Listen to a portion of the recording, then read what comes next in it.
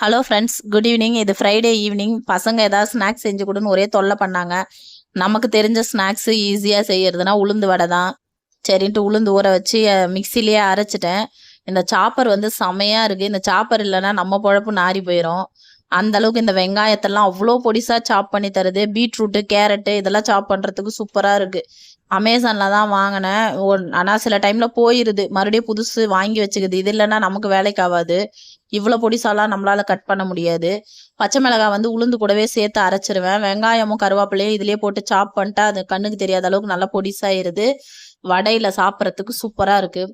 அவங்களுக்கு வடை சுட்டு ஏதாவது சட்னி மாதிரி கேட்டாங்க. சட்னிலாம் எதுவும் செய்ய முடியாது, சக்கரை வச்சுட்டு சாப்பிட்ருங்க அப்படின்னேன்.